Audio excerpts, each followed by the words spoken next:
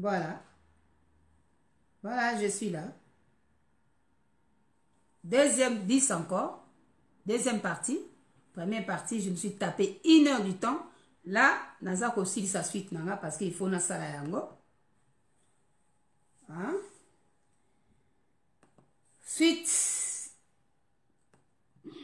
Deuxième partie, s'il vous plaît. Alors, na sengi na bato. Bolanda nga lisusu na sisa ide nanga. Na sengi na bino bandeko bolimbisi chargeur ya portable et déchargé, portable et déchargé. Donc na zui na récupérer appareil mususu ndena ya koloba oyo nazo sala sikoyo. Alors suite nanga ezalaki boye, manque de respect, de considération ya oyo biso tozali nango bato baindo yango ndezo sala peke ba makambo mususu eleka bien te. Alors ngai penza na sepelaki nango te.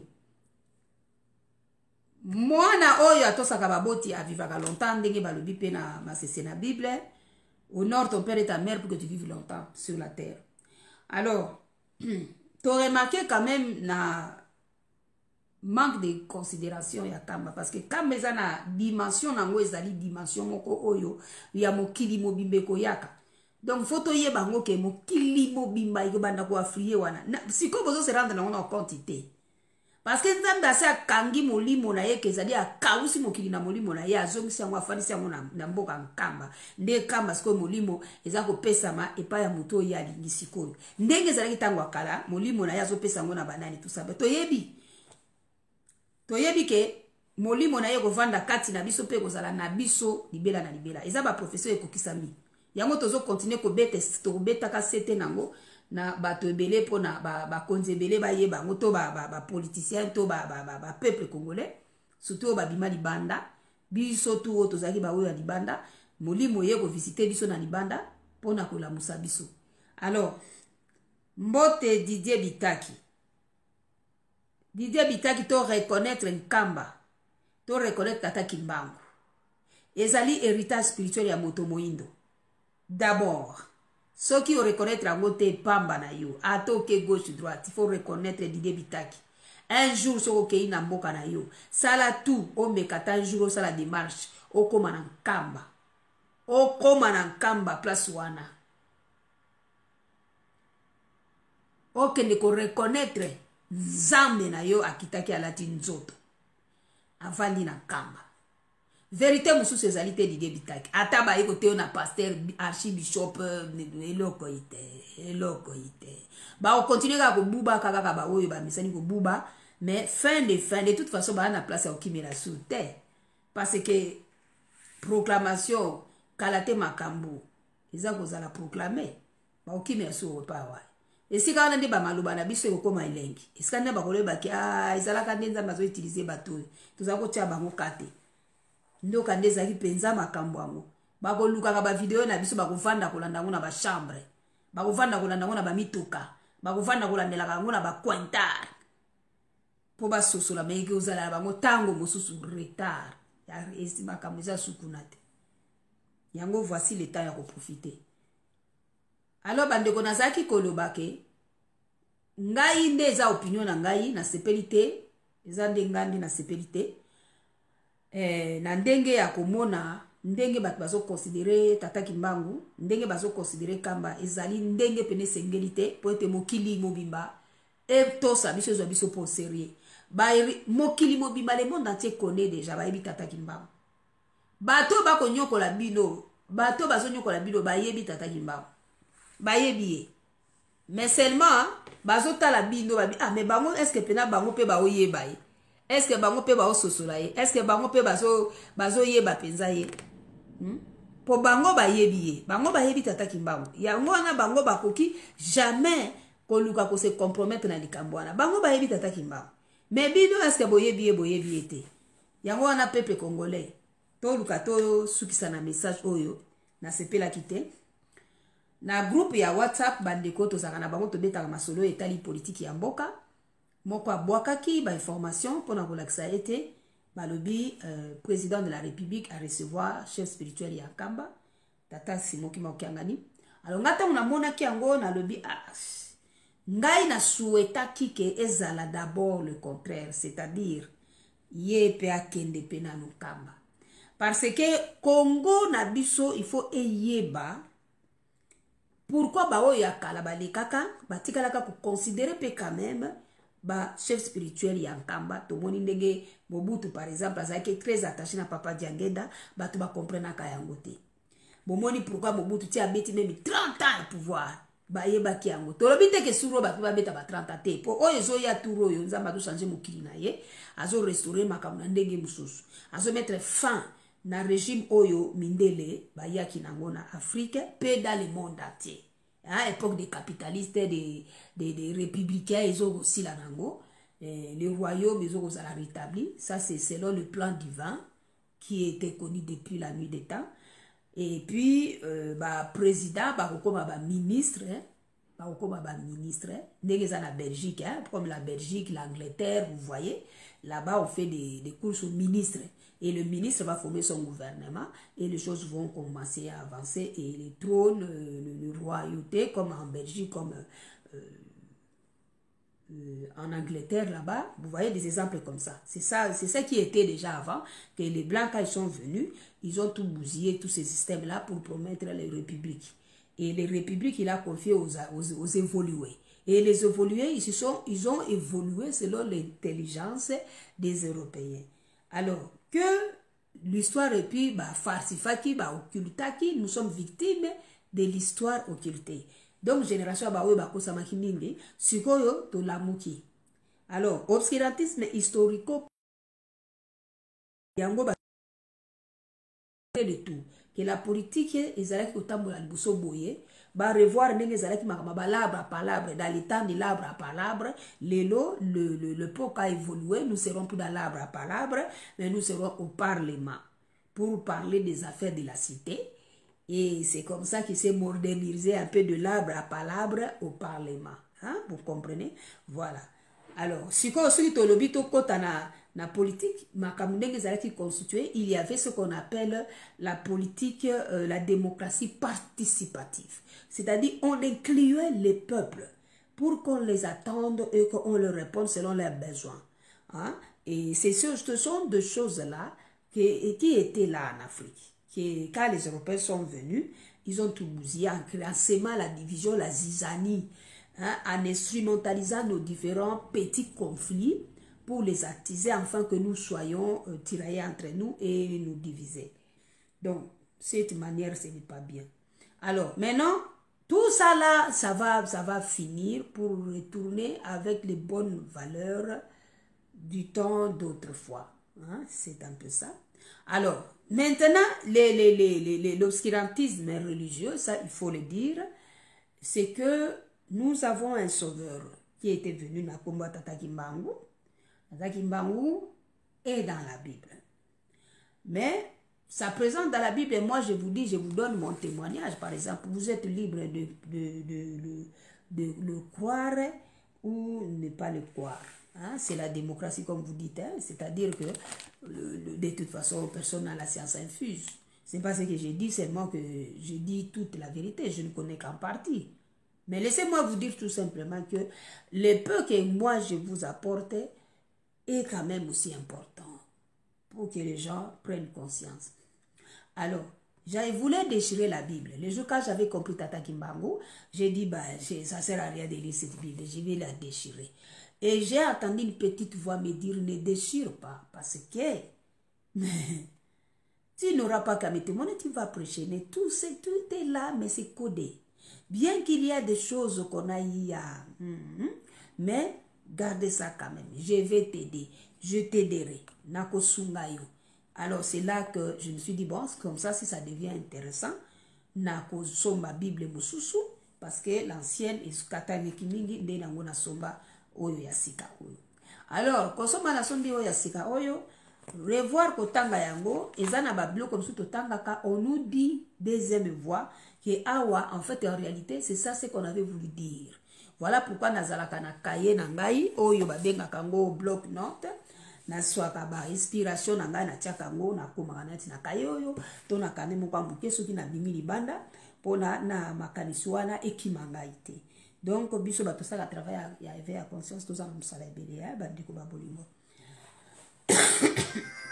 na kana kina sala émission mo ba mulaite na stana kina lobelo ko mo ka mukuse pona batu ndenge ba réagissaki na vidéo na audio na salaki pona pesa peu lumière pourquoi na sepela ki na ngate c'est mon opinion parce que toza ko éveiller quand même la conscience des gens et tout nous parlons de Toko Samaki mingi et voir comment les autres considèrent Makambo toza ko lobape tozo mona soit le message ne passe pas bien soit bazali koyebisa bango te soit ignorant soit penza mbelo kwa zana nature ya bobata na bango peut-être il arrivera un temps où il y a se faire comprendre to yebite alors salinga y passe na komona ete ti lelo oyo mboka Congo elingi kozwa valeur mingi na makambo ya bapaya bayina ki biso voilà pourquoi nous les promettons nous les disons que biloko wana ezo sila soki bino oyebi yango te zo yesa bino ezo sila mutu mwindu bakopesa ye mayele na ye ya bumuntu e ozongela ye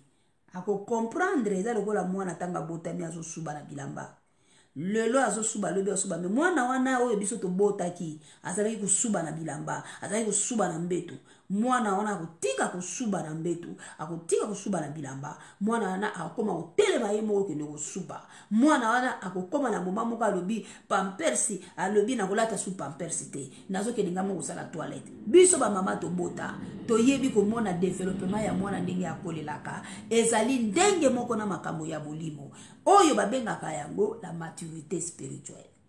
Donc, Papa Kimbango alobaki que il faudrait une longue période pour que l'homme noir acquiert sa maturité spirituelle. Et dans celle-ci, elle aura son indépendance matérielle. Alors, dans l'indépendance spirituelle veut dire quoi? Nous devons cesser à faire cette lutte de résistance contre notre Dieu. Parce que Dieu s'est révélé. Moi, quand Dieu s'était révélé à moi, il m'avait donné le livre de Zacharie, me disant que le jour que tu vas commencer à parler au peuple congolais, dites à ceux qui sont à l'étranger, c'est moi qui avais fait que vous ayez un tel sort. Parce que vos parents n'avaient pas cru à moi. Vos parents m'avaient tourné dos. Voilà pourquoi j'avais frappé le pays de l'interdit, j'avais frappé le pays de la malédiction. Voilà pourquoi plusieurs ont déserté le pays. Et voilà, maintenant je décide de revenir vers vous pour commencer à vous restaurer. Donc, il y avait un plan où Nzambe na biso asa piaka. Mais plan wana ndezalaka parfois combattu sérieusement et nous demandons aux gens qui croient à ce plan d'obéir à Dieu. Parce que l'obéissance vaut mieux que le sacrifice. Plan ya Nzambe ezalaki boyi. Ba kontikuna na mboka ya Congo. Bango bazo sala musala bango na me ba pesa ki bango pe conscience. Ba yebisa ki bango que mettez à l'idée que demain la diaspora va vous rejoindre.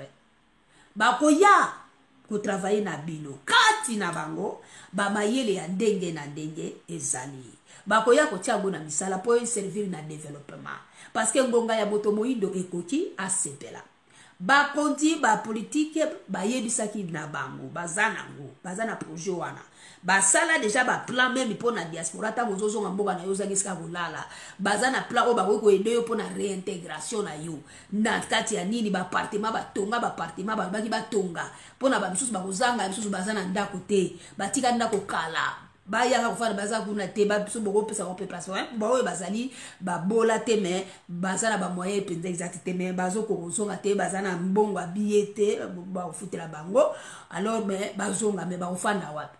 Donc, par là, si peut-être parce qu'il manque de gens qui peuvent bien conscientiser les choses, ils doivent s'élargir. Congo, ezali pour nabatunyo so o bazali na talent, ba exploiter ango en vie, il y a avancement, il y a communauté.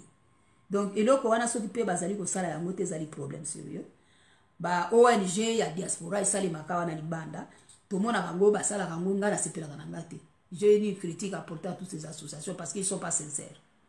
Ils ne sont pas sincères dans leur lutte. Parce que quand il faut avancer quelque chose, il ne faut pas faire le fraude. Il ne faut pas casser les gens pour s'affirmer soi-même. Non, il faut étendre les mains pour travailler en synergie. Ceux qui paient billions sont beaucoup ça l'association. Mais là, quand ils ont manqué. Quand moi je vois ça, je dégoûte et je ne m'intéresse plus. Et pourtant, je fais partie de la société civile. oyo etali que le sort de l'Africain, la diaspora africaine, les réfugiés, le tout consort, s'ils veulent rentrer en Afrique, comment nous allons les aider pour les amener en Afrique? Parce que la population européenne commence à dire aussi les Africains, les migrants doivent rentrer. Nous, les disons, ça ne sert à rien de vous fâcher. Les Africains ont déjà saisi le message bien avant que vous. Ils se préparent pour rentrer. Alors, en France aussi, là-bas, vous voyez, il y a un plan pour donner l'argent, 2500 ou quelque chose comme ça, pour aider les migrants à retourner en Afrique. C'est une bonne chose. Mais seulement, il faut maintenant conscientiser les Africains qui pensent que l'ère dorado, c'est l'Europe. Il faut maintenant qu'on leur dise que c'est fini, toutes ces histoires-là. Donc, il faut que les Africains restent chez eux. Mais ils vont rester chez eux comment? Quand il y a MONUSCO qui reste inactive, on tue par exemple à Beni là-bas qui n'avait pas voté. Jusque-là, si on nous laisse les libres choix de circuler à Beni, Boutembo, Boulero, peu importe à qui vous là-bas, vous faire les enquêtes sans qu'on nous dise que non, il ne faut pas franchir ici ces zones rouges. On ne peut pas. Mais quand les autres rentrent, ils voient que ce n'est pas les zones rouges. C'est bien les riches, des gens, des multinationaux, des gens de bonne vie, qui s'offrent une vie de luxe là-bas, en mettant un barrage entre les riches et les pauvres, en discriminant les pauvres. Et les pauvres là, ce sont les autochtones, les populations congolaises qui vivent sur leur mauvais sort. Alors, vous voyez des histoires pareilles. Nous, les gens, par exemple, des sociétés civiles, si nous attendons des nouvelles comme ça, nous disons que ce n'est pas sérieux. Voilà pourquoi il faut en parler. Mais dans toujours l'Afrique qui a souffert de ce qu'on appelle obscurantisme politico-historico-religieux. Dans la religion, c'est très important. Papa Kimbangu, Tata Kimbangu, c'est lui notre sauveur, c'est lui le sauveur, c'est lui le libérateur. Alors, c'est Yende Ayaki pour la mobilisation na pasi. Amona ki pasi, ba yembi yango na banzembo ba kimbangista na ba jeteki, koloba ete andima ki pasi pambate alinga ki bokondi etelema. Donc ça ya biso moto moindo. Ça sert à rien au bombelé. Ola te la papa Kimbangu tos. Po moto za no kaka moto zali moto mpamba. Po kotika no moto mpamba. Mais si vous avez un conseil, prenez la conscience et cette fois-ci la bonne. Que personne ne vous trompe. Moi, je suis un peu de temps à vivre longtemps dans Mokili. Oya to saka baboti ta ko vivre longtemps te na mokili. Alors, eloko ngiko la kisa ete Congo na biso démocratique tango nga na zui message wana na lobi ngai na lingaki ezala autrement. Mais loko le salami boye ezaka pasika. Yango na zalaki dans cet état de choses là et boum je me suis déchaîné et na sali audio zokande audio yango batu bakamati ba pandi yango na batu nyo surtout et na komi komona batu bakomi kobenga ngai oyo kutu bazaki na groupe wana te o mama na yoki audio na yo na moni audio sepelité bon moni te biso boye moni na daliki bangisme il faut le respect de l'état il faut qu'on respecte l'état et tout consommer la Bible qui ne le sait pas. Même tout bon chrétien dans la Bible là-bas il dit qu'il faut respecter les autorités de l'état. Mais le problème c'est que vous rendez nos messages nuls. Vous rendez les témoignages de tous les gens qui témoignent dans YouTube, qui commencent à dénoncer des choses, des gens qui rendent des témoignages, des gens qui étaient morts, qui reviennent à la vie, ils parlent et tout ça là. Moi, je suis dans un combat de militantisme de l'éveil de conscience. Donc, mon travail, c'est de dire aux Africains, surtout d'abord particulièrement les peuples congolais, que tout consomment qui mingi. Alors, tant que tout ça, le travail, vous n'allez pas nous prendre pour comme des tintins. C'est-à-dire que où le message ne passe pas, ou bien alors les gens ne comprennent pas le langage de Dieu, parce que Dieu parle tantôt d'une manière ou d'une autre. C'est nous qui ne tirons pas attention, nous sommes distraits. Et quel est Dieu? Parce que le temps que nous sommes maintenant, et le monde va maintenant commencer à connaître vraiment quand on dit Dieu, Dieu, en fait de quoi s'agissait-il? Parce que dans l'histoire, vous voyez, en 1980, nous avons connu un pape qui est venu en Afrique récemment d'ailleurs. Hein. C'est en 1980, moi je suis déjà né. Alors, même si j'étais mais 1980, quand même, Jean-Paul II a dit Dieu est noir. Dieu est noir. Jésus est africain, il est au nord de l'Angola. Et c'est ces trois secrets de Fatima que je prierai aux politiciens congolais de s'acquérir de ces trois secrets de Fatima. Hein, pour batika kotinda bango basumuka. Bongo lobi basutuka baloba pona nini boyebisa kingai te. Yango loko oyo toza ko recommander na bino bolanda kato osabaki mingi po bozwa mayele. Dans le 3 secrets de Fatima, hier, on a publié, mais le long, je vous fais la promesse, on a publié. Le 3 secrets de Fatima, c'est connu dans le monde, hein, mais ça lui peut toujours l'obscurantisme, toujours mentir le monde, toujours ne pas dire vraiment des vérités. Mais avec la violence que nous sommes faites pour essayer vraiment de décortiquer les 3 secrets de Fatima, nous avons découvert que Dieu, avant de prendre le corps, il avait déjà averti qu'il arrive. Par des personnes très ciblées qui avaient le directif de ce monde. Les 3 secrets de Fatima, Ezali Kotalisa, par exemple, l'apparition d'une dame, Mwasi, a visité Kabana Moko Mikie na Portugal. Kuna akendaki koyebisa na bango makambo ekoya avant Première Guerre mondiale eya. Mwasi wana bato toujours dans le cadre toujours ya kokosama balusi basali que non cette femme la dame on l'appelle simplement la Madone, la Madone là moi je vous dis toujours Madone, l'origine du mot Madone ezali Mandona.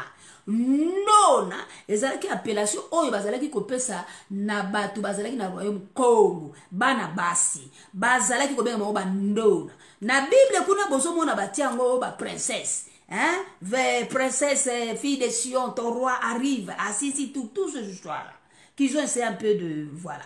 Alors mais ezali bandona.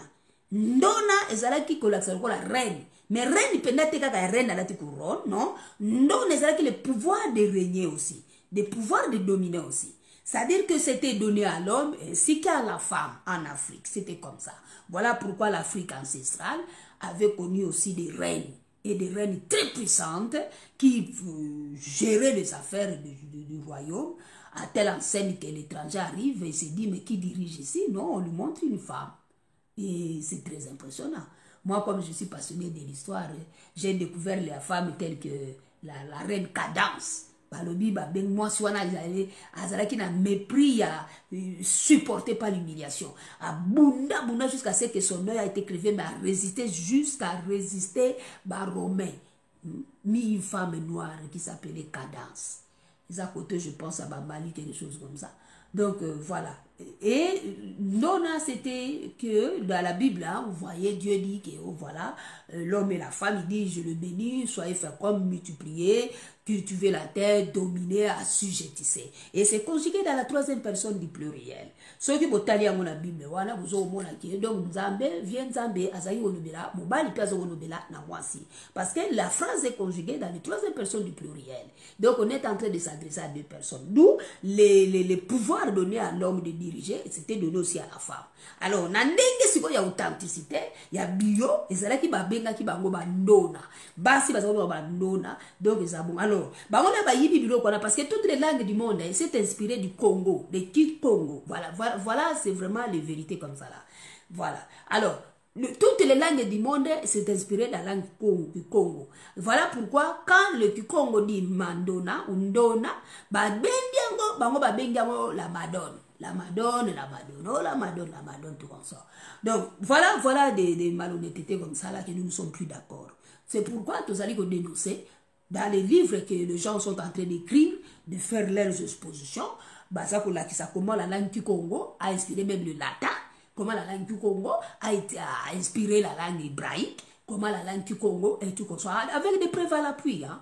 Alors, toutes ces histoires-là, nous ne parlons pas que de révélation, nous parlons aussi des livres que nous lisons, et nous voyons que livre, il y a livre et livre, il faut pas avoir un esprit critique à livre, il ne faut pas simplement croire aveuglément, il faut aussi analyser, et en faisant ce travail-là, ils allaient vraiment...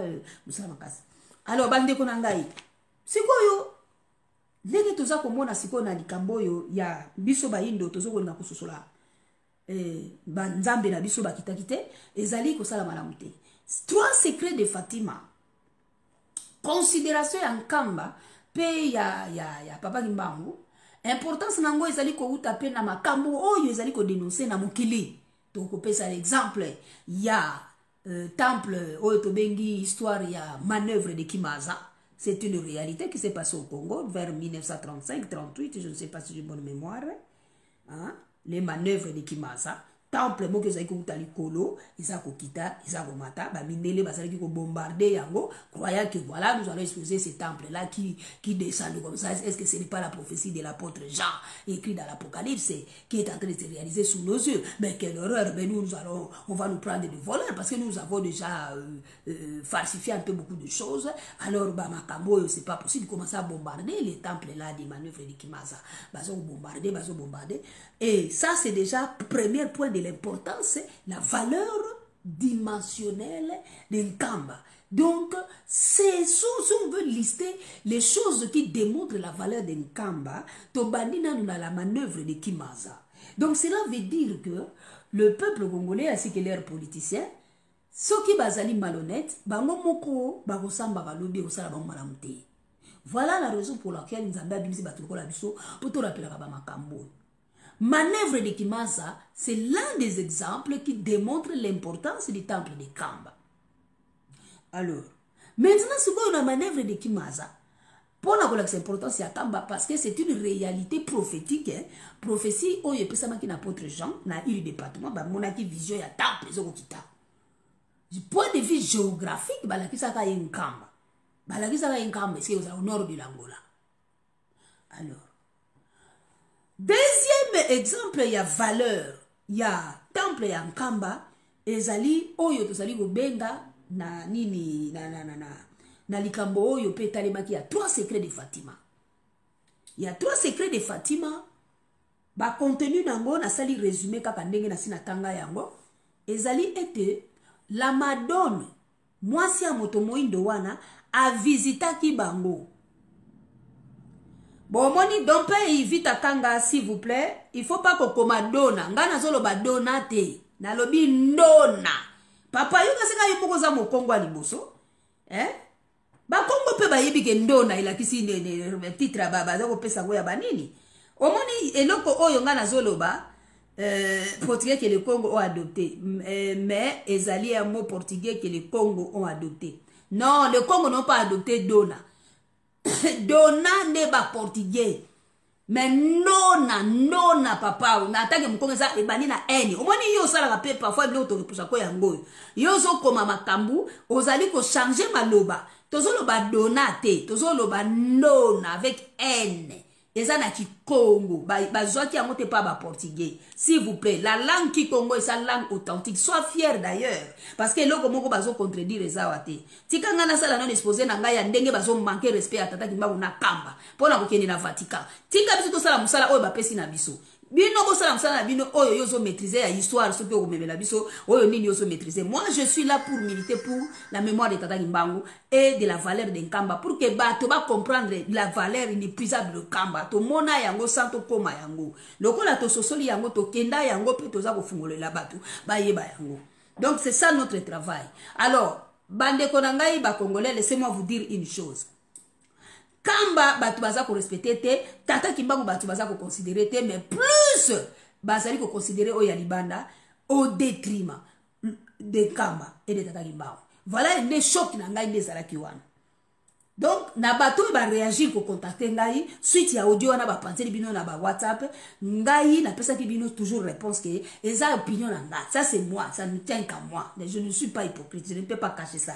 Na mona ki amo bienté parce que na lobby j'aurais préféré ezala autrement.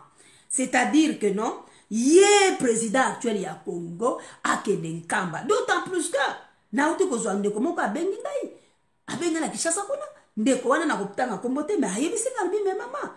Vidéo moko Daniel Soki Safu asala ki déclaration à lobby président actuel Félix yo olio o kenda kaka toujours na banini kuna kenda kande liboso na banini hein. Alors nazo comparer ce que moulide koti pourquoi qu'est-ce qui se passe bota la bataki mususu mundenge zalaka lumière était wapi hein, tout est bien là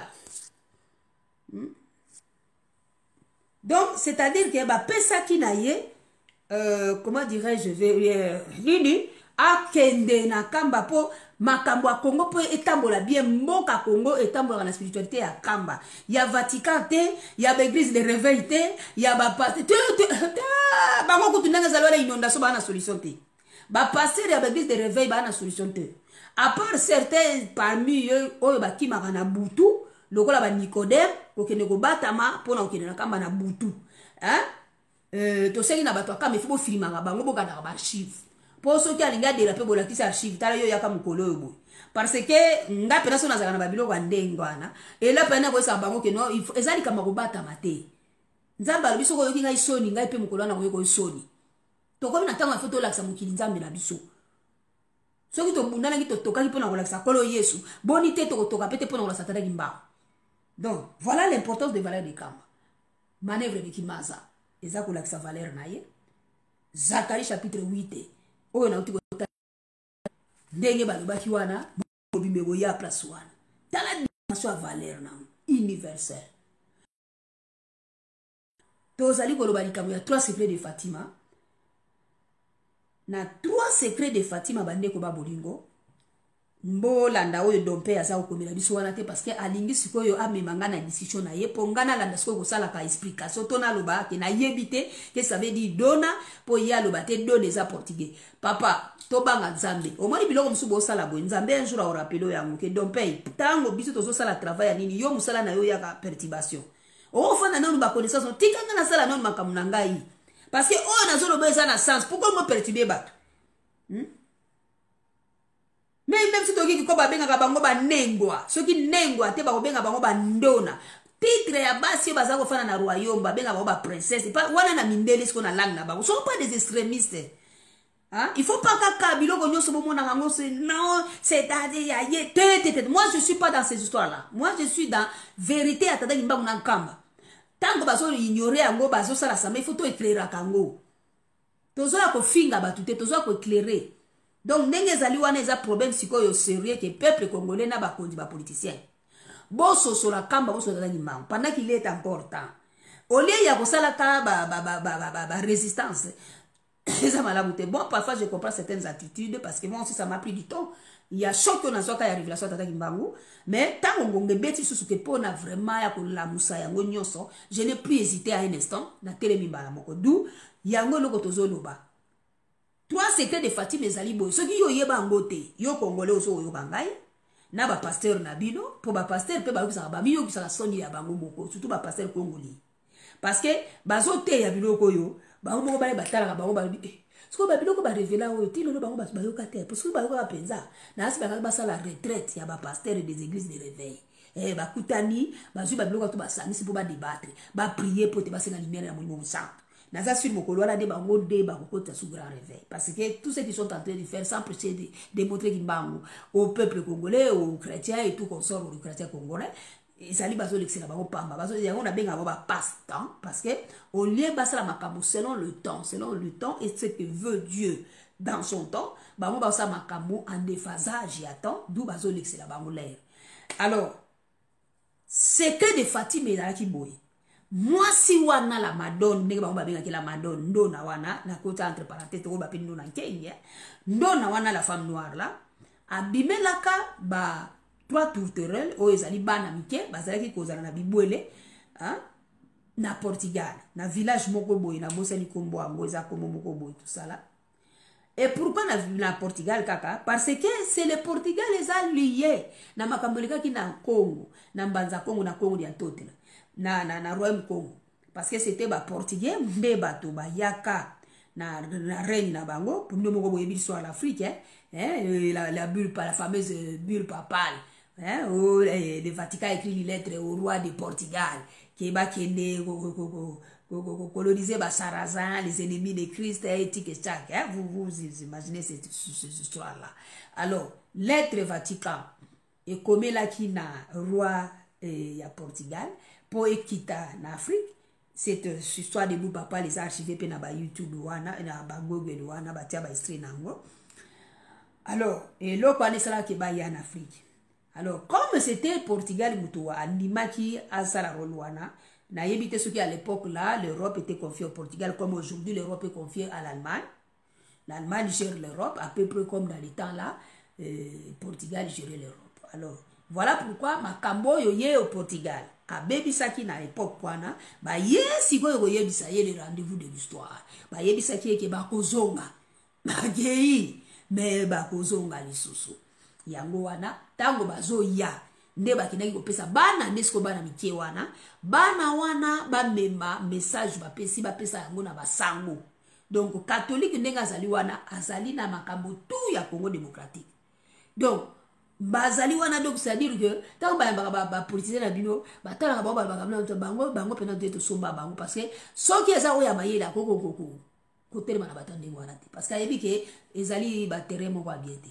Alors mais lokola bazoye baté, voilà pourquoi biso toujours éveiller ndenge wana na secret wana bayebisa ki na madone la mwasi wana mutu mwindu wana mwasi wana ba misu ba tribia ezali mama mwilu misu ba lobi ezali mama Kimpa Vita parce que ase kwaka azana bomoi Kimpa Vita esprit na yeza vivant biso to yebi yango neti nga mama feza na yebi yango. Alors sikoyo mwasi wana akendaki koyebisa na bana wana botala makamizali koya ezalaki na 1917 ke tokiti toza deja na mokili tokiti deja biso nyonso. Donc na kolo Yesu oyo mokili zo kobelela sa famille Jésus Christ. Mais bango tango bazolo bango pour faciliter un peu la tâche parce qu'il s'appelait pas Jésus Christ. Le vrai personnage caché derrière de Jésus, c'était normalement un noir qui était venu pour na Bokondi, mais bandima qui Bokondi n'a été, ça a été rejeté.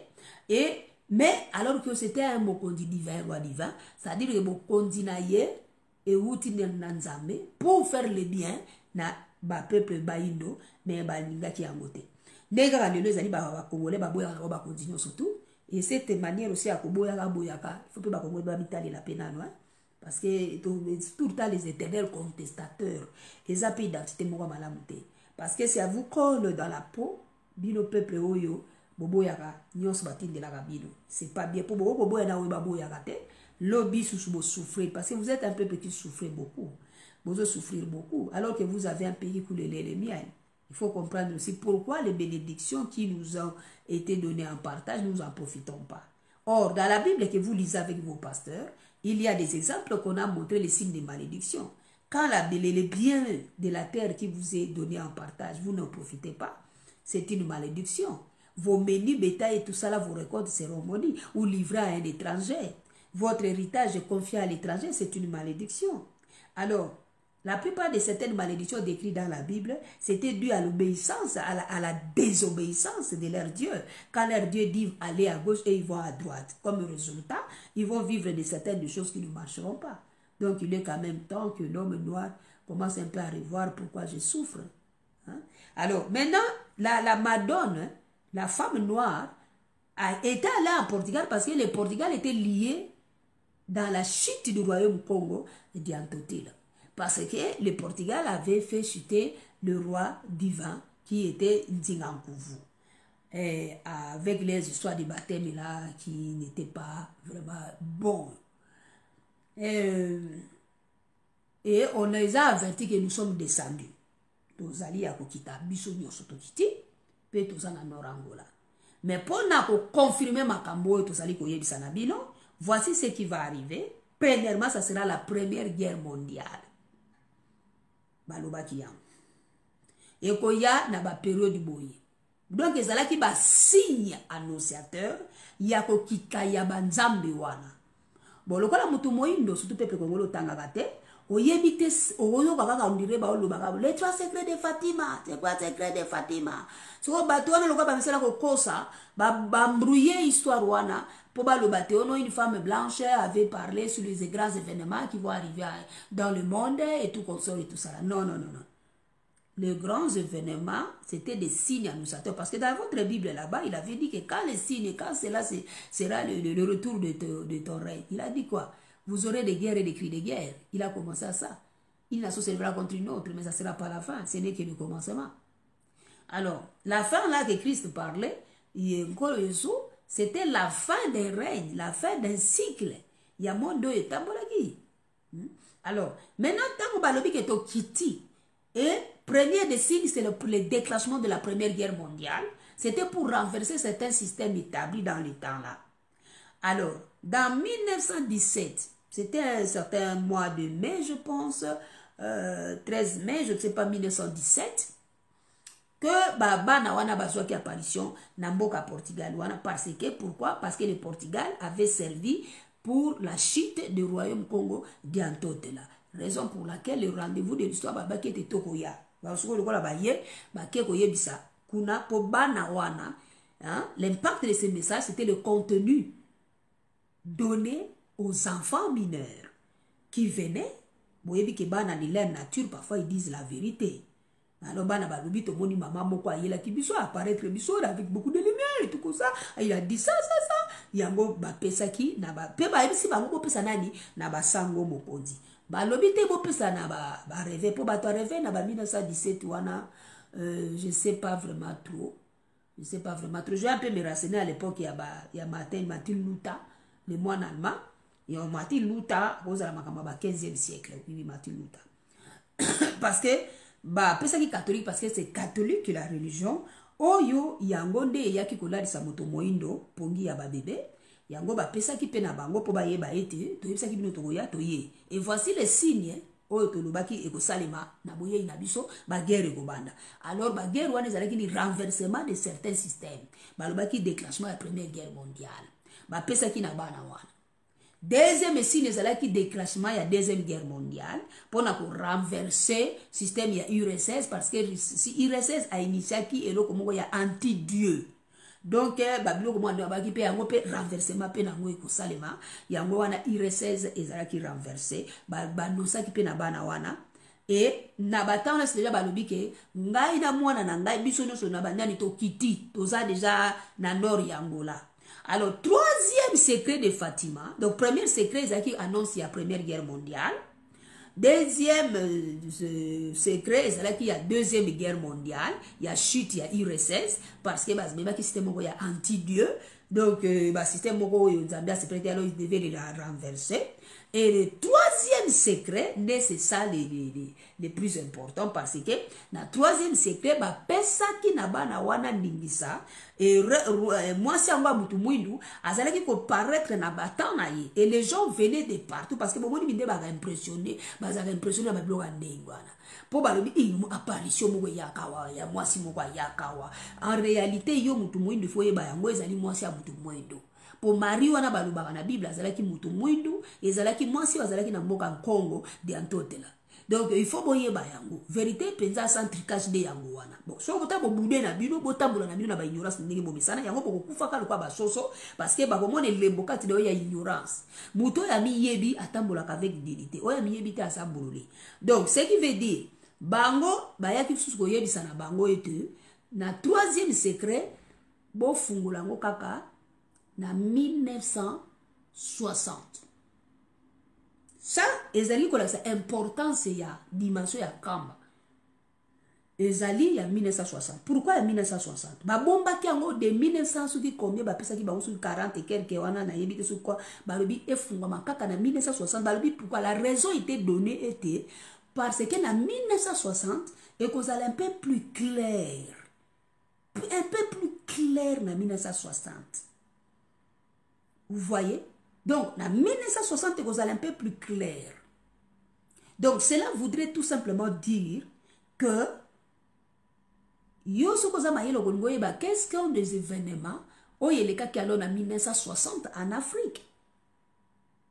1960, ils allaient Kolakisayo Congolais, jour où yo qui indépendance. Oui, jour où yo qui indépendance, peuple congolais. Nzoto ya tata kimbango ebimaki na kunda na libulu ya bakufa na sika zalaki enseveli pendant 9 ans bakunda ka na 1951 babimisi na 60 en tout 9 ans et 9 ans c'est le signe de la renaissance hein? Les chiffres 9 les femmes enceintes ils savent que la vraie grossesse qui atteint son terme ils ont 9 mois. Et 9, chiffre 9, ils ont la renaissance, chiffre 9, ils ont la renouveau. Et voilà pourquoi papa Kimbango a 9 ans, na kati na se na mabele et abimi. Donc, ngana se bino nyuso atata Kimbango zalaki na sens. Chiffre, ba jour, ba année, ba makambo ebele zalaki na sens. Même kola tani puta na ye, pour confirmer prophète makambo e koma bina Daniel, l'homme en panne. Donc, nyuso ane zalaki na sens. Alors, et tango balobi na 1960 tata Kimbangu nzoto ebimi ye ba memi tina matadi mayo batamusi ti consort bake ko bima moti ke omina nkamba. Alors voilà les sous de l'importance ya nkamba. Vous comprenez? Donc cela voudrait tout simplement dire que tango sikoyo nzoto wana keke na kameri ko laksa bino nini ba yebisa kisko na bana wana ke bo yebisa na basango ba fungola na 1960 pour que ça la plus clair. Pourquoi tango ba fungola na 1960 Kimbangu sortait du tombeau et allait faire les circulations jusqu'à Matadi Mayo pour aller en Kamba. Oh, donc il est vraiment revenu parce que le retour de Kolo Yesu, ou entre guillemets pour vous faciliter la tâche, le fameux retour de Jésus-Christ pour son peuple, en fait c'était Kimbangu. Donc c'était Kimbangu. Alors, moi, par exemple, le quoi on a une révélation à Isaïe 9:5 na koma, ezalaki pour nous tali Isaïe Tezaïe wanaka. Donc le fils et le père forment une seule personne. Bah c'est partager ba rôle. Pour baser le mot. Bah moi so no tuna que non nana liki mutu ba noter je suis avec mon père moi et mon père nous sommes un. Donc ça veut dire que mutu moko ka. Voilà la raison pour laquelle ba bombela ki na mokili ko ba été retour on a finalement aux lande molimo santu mais ngai na lobaka le caché oyo azalaka koyebana te akolata nzoto po aya na mokili oyo ya bato mabe. Donc sikoyo voilà encore le troisième importance oyo ya nkamba ezali kolakisa ete bayebisaki baye basalaki yango mabe mpona kokwesa bokonzi oyo ezalaki na mbanza Kongo ezongi sikoyo ke sikoyo na nkamba. Alors ya mani Kongo na biso. Donc ce qui veut dire yango sikoyo bayebisaki na bango ke na 1960 wana nde sikoyo kozala clair. Sikoyo na 1960 bafungoli enveloppe wana baza komona bango nzoto tata Kimbangu ezolongwa na nini ezokukumba na Matadi Mayo ezokende na oh. Donc ça veut dire que Nzambe po asala likambo na ye alingaka basigne. So qui signe ya pesi bino bo to si signe wana te bande ko ba bolingo laissez-moi vous dire il y a rien qui va venir après. Nzambe abilembo. So ki Nzambe alobi ke likambo moko na kosala kana ta moko boye. So ki bomoni par exemple likambo boye sale mi boye bakenga na bandi déjà. Donc signe ezala ka repère pona bana na Nzambe. Bango batu basala ka bino mabe ba renverser ka royaume ko ya ntotela. Batu wana bango bas informés. Donc, bah, ils sont les premières personnes de comprendre que nous avons embrouillé les Africains avec l'affaire des jeunes secrétaires. Azakoya, Azana Bomoy, Asekwa, Ezali, distraction, Oyo, tel Oyo, Banda, Basala, on a bastadi mati, tout consort, Wana, Bomoni, Nema, Salo. Mboula, Bosu, Mona Mboula, il s'est Kabola, Bapo, Bandego, Babolingo. Tout ce qui n'est plus normal, chez les Congolais, est devenu normal. Nana sa mona mbule kabola pont ya makadam pende kaboni ya de bungale na telongo na lobime o ezambula de mte kaboli yango Nzambe muta kaboli mondo ezala ngabu kuna se ezala makambo batami kuna bino boyebi na nute na mondo lobi nde bozo explication bo mona kaka baloba kite bo fandi kaka boye mo kamba moko moto peli na kwa moko boye ba édifice za ko siko batu wana basala ka ba mabe tango ba mona ka ke ba komi fe ba ko senga pardon o te Nzambe to ka la paix ngana zo seka bato ba zo senga la paix parce que la paix sans la justice il y a pas la paix. Moi je suis une victime de femmes violées, moi jusque là maintenant je n'ai pas reçu ma réparation qu'elle peut vous nous promettez là. Faut nous donner d'abord la justice parce que sans la justice il n'y a pas la paix sociale et il n'y a pas non plus le développement. Donc nde makambo wana nde ba discours wana isa bazo betela batu mususu biso tozo ko bana ko bango na ba media quelle paix la paix bazo pesa bino ne la paix bomoni la paix ndenga zanga matoi na ezala kabuza la paix et puis avec MONUSCO il y aura pas la paix parce que Dieu sera fâché. Nzambe akoloba vous devez choisir entre MONUSCO l'ONU pour vous offrir la paix ou bien Kimbangu les princes de paix ndenga ba komi na Bible na Isaïe 9:5 vous devez choisir qui sera le prince de paix. Pour il faut pesa paix vous avoir prince ya paix. Oh, prince en paix, ils tata Kimbangu. Donc, papa Kimbangu ne pourra pas rivaliser avec l'ONU. C'est-à-dire, tant qu'il y aura MONUSCO au Congo, il n'y aura pas la paix, ce sera la paix. Bateau, il y a la paix. Moi, je vous dis la vérité. Alors, la Bible déclare que quand les hommes diront paix et sûreté, une ruine soudaine les surprendra tous. Cela voudrait tout simplement dire qu'il ne faut pas rivaliser Dieu.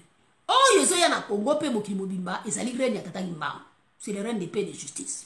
Mutu ya kokota na règne wana kaka bato azaba yenge bene bato juste bato oyo te bazwa ka pouvoir to bazwa ka bakinda kusimba bakisi ba Rose Croix ba franc-maçonnerie bakokende sukolaka na cimetière mutakala bakokende kolalaka na basirene na bakokende kolekisaka bafamille na bino na kindoki na bino bakokende kolalaka biloko ya mibali na mibali basi na biloko ya biso bandenge wana biloko wana nde babi ekosila ya tribal régionaliste ki mutema mabe ya biloko wana te ekosila. Donc yango règne wana nde yango nde tozo kozela mwasi wana bota mwana wana ya justice et la paix. C'est que nous attendons, c'est pas encore maintenant, mais nous attendons. Parce que le monde où nous vivons les lois actuellement, même dans l'Europe, partout dans le monde, c'est un monde injuste, c'est un monde de mensonges, c'est un monde qui a fait mentir l'humanité tout entière dans les mensonges. Et les gens ont cru que c'est ça. Et maintenant que la vérité commence à arriver, il y en a qui ont la fièvre. Ceux qui ont la fièvre, ce sont ceux-là qui ont menti. Alors, les victimes des mensonges, ils n'ont pas la fièvre, ils sont choqués simplement. Alors, comme nous autres, nous sommes choqués. Le troisième ligne de valeur, il y a valeur, il y a valeur, il y a Nkamba. Et ça li pe likambo wana toi secret de Fatima. Ba yebisa kinango na bana wana mike na Portugal. Po ba pesa ba sango mokondi. Bongo, il y a troisième secret de ba exija ka ba kanga enveloppe wana ba fungoka la 1960 parce que ko la plus clair. Et na 1960 ngo ba fungoli, nzoto tata kimbango ezali ko bima na kunda kuna na Lubumbashi. Baza ko kumba ngona matadi mayo, ba circulation nyonso ezala ki ba signe. Pona ko la ete tokiti. Soki botangi même na Bible, nzambe tanga sali kamna tika ba signe.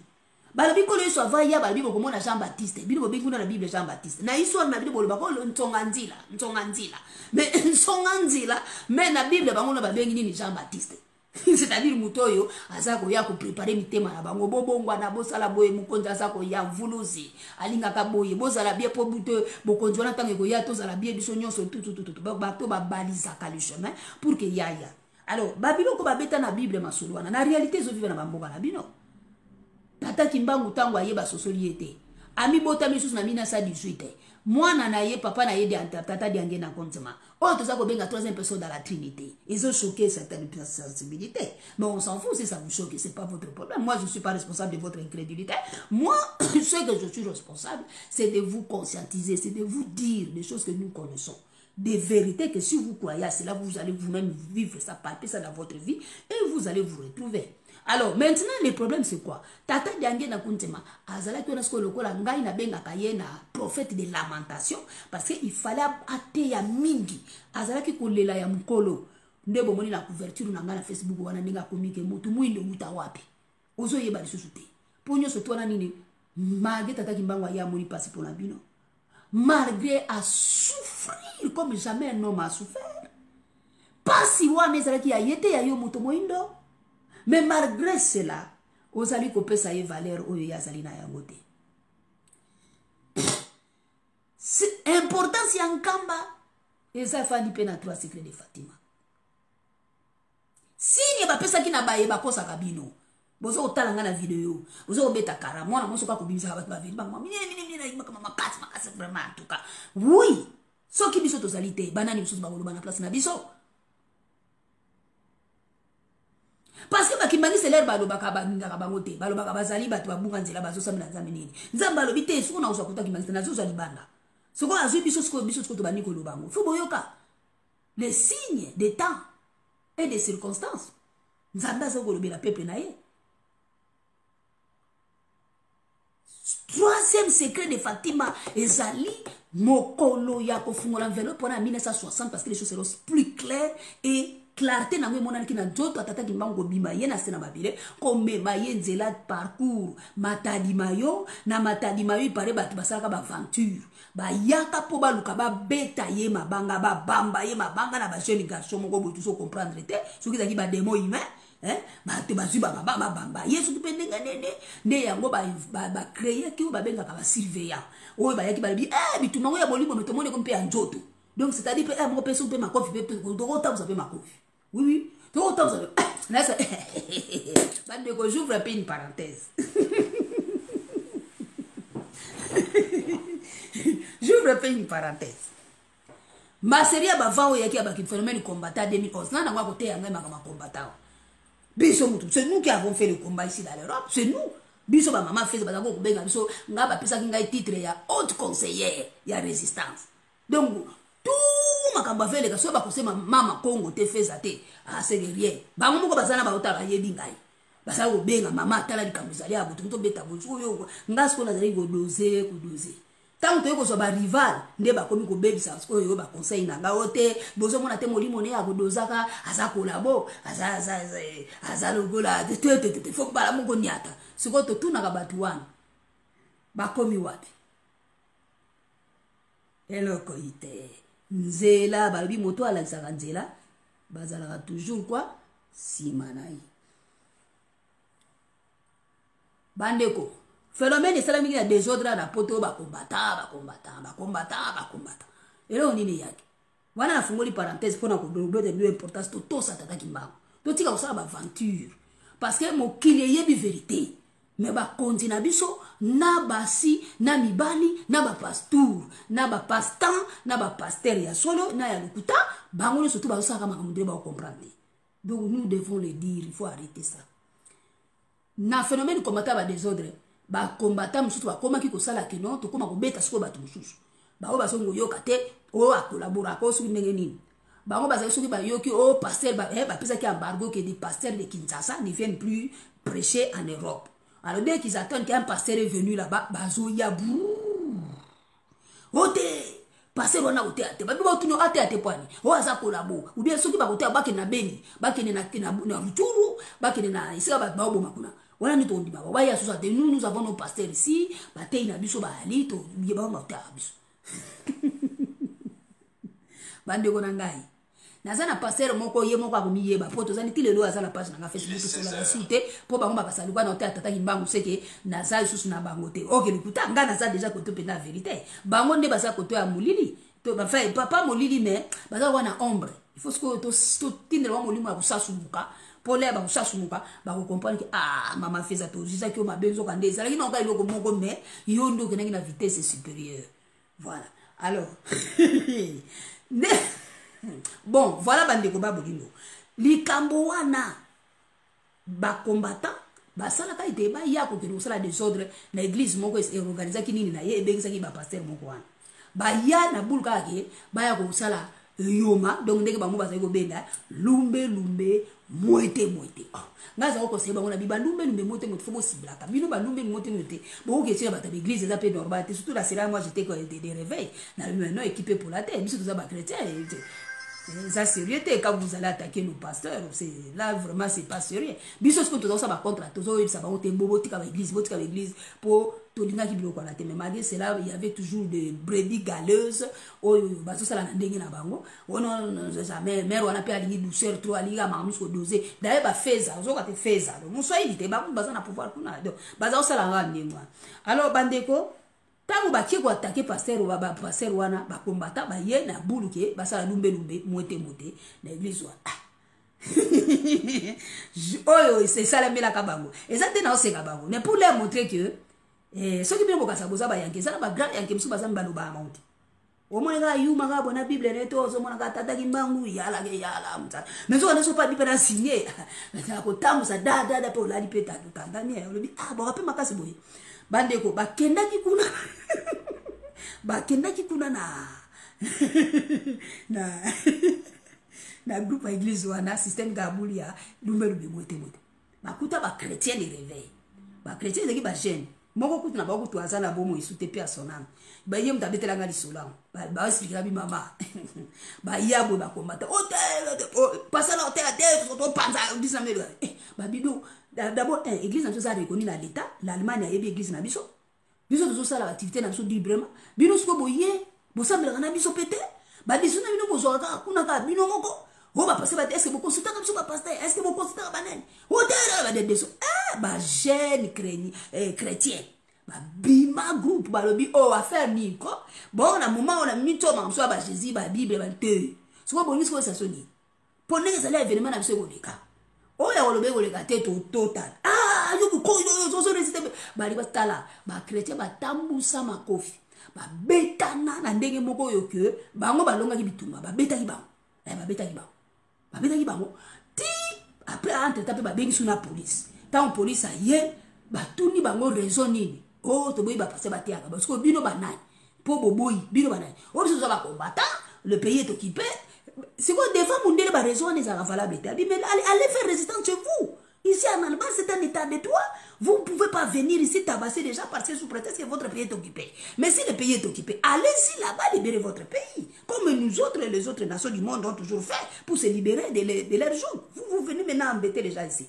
Bengana sous bango sous ma police et ma ambissili. Nde benganga balobi to kanza ou baga makasi baga on peut makasi te. Mais c'est vrai monsieur baza makasi. Mais nous sous peut passer la mort à tu vundu mais et à le côté. C'est là où j'ai dit que na makambo amoli mon père physique pesa là. Voilà pourquoi papa Kimbangu nzoto na etange bime kiti batali mayo ba aventurier moko bo bayaka ba beta na banga basala mo ba désordre mbala moko ba ko sala équipe ba surveillant pour ba protéger corps. Moi les ça na Bible, c'est ça la Bible. Les ça na Bible ba histoire mo ba beta wana Moïse, Joseph akufaka balelaka pendant 1 mois nzoto na ye ba mbelire. Ça dit honorer le corps de quelqu'un qui a souffert. C'était un corps qui avait beaucoup souffert. C'est que tant me koufi en guise de reconnaissance. Ba batela ngba kunanga be connaître. Bilo zo ya bana ba boti ba sala qui est incroyable bobo ba mango mabanga. Yangona esalaki bawo bamona ki ah so to tala ka ke prière nzamba olimbisa balata courage ba résister na bango tuti bango pe bango bru surveiller et boti batini ba surveiller mona ba tsa bo aya ba makesa bazana mabitumba so ba bunda pe ba tamu pe makofi. Alors bande ko je ferme un peu cette parenthèse là. Alors, voyez-moi de cette réalisation prophétique, oyo ba vertisa ki ba mboka oyo ba sala ka mabe ya liboso, po ba ko sa roye mwana. Ba bi ke ba kiti, mais cette fois-ci c'est plus dans Banza Congo, ils ont na nkamba. Siko yo yebisa ngai, yo mwana Congo, tango ko ina ba pososo ya ba biloko wana, comment tu vas considérer nkamba? Soki obanda ba bota yo na vie na yo tololo yo, otikala ko beta turu na kamba tende ko, voici le temps maintenant. Luka moyena libota na yo na bandeko na yo bosala tour na nkamba. Po mokolo wana bolo bateke tozala ki informé te. Yesu bozo ko belela, tata nzambe bozo ko belela, aza na nkamba. Mais c'est choquant. C'est parce que vous vivez la fin des temps. Vous êtes parvenu à cette fin des temps. C'est votre génération abino de Nzambia qu'on s'est dévoilé. Les mystères de Dieu sera dévoilé. Les rideaux du temple que prêchent les pasteurs. Oh Jésus dans la croix, quand il a crié, les rideaux du temple s'est déchiré. Désormais, tout le monde va avoir accès à Dieu. Maintenant, Nzamba la tinzota kiti afandi na kamba. C'est ça de vérité, c'est choquant, mais c'est ça. Parce que ceux qui va l'obaka yangote, peut-être école basika, mais ba pesa qui n'a pas. C'est ça l'important, ça kamba. Si quoi bino ba pasteur, ba politicien, ba peuple, ba tout consort. Si qui besoin qu'on reconnaître ba bilo ko anate, valeur na ngwezate. Bozali ko kende Vatican par exemple. Biso tozali Vatican peut rester pour l'honneur des Italiens. C'est leur histoire. Hein? Maintenant l'homme noir va se retrouver dans son identité, c'est tout à fait normal que l'homme noir retrouve Kimbangu. Alors Kimbangu siège en Kamba. Alors pourquoi maintenant oyezali ya yo olekisi yango na nuta osali yango a plus tard na kosala la nana tana ngote OK siko na ya bato kuna. Voilà, alors maintenant donnez-nous les résultats. Rien. Congo démocratique balobaki ke mboka wana spiritualité nango esimbami d'abord kamba na simana yango ba chef coutumier na simana yango de peuple il faut accepter la moyenne parlement sur tout comme ça. Batu oyo baza mitema mabe balingi ko fungola même temps papa mokonjo actuel Félix Tshisekedi que certaines personnes me prennent pour na ko mutu moka le bio o wana za jalousie. Pourquoi je veux jalouser mutu oyo ngai na ye tozali esika mokote tofana kanda ko mokote to bundane tuma mokote na kota parti politique te na sala digite tozaka ka ko bunda pona Kongo etelema bokonza Kongo etelema makamutu balaka ki biso to kokisa yango oyo biso soko loba mabe. Nous condamnons le mal que nous n'acceptons pas. Ngai na mona ki yango mabe fait ça na sens que comment mokonzi mboka quand même banda zu bokonzi tel no akoma kakamba te mais pour koma kamba tina ka ba délégation. Mais azo okende ba investisseur azo koluka ba investisseur azo kende à la recherche des investisseurs. Or que Congo ça ko ça besoin de ba investisseurs. Congo ne fa ya maka ba investisseur na Congo ba mo bazwa na ba marché na ba. So Congo ça les contrats azo mi se ridiculiser parce que bomengo tu ya mokiliza na Congo même na mai ya pamba.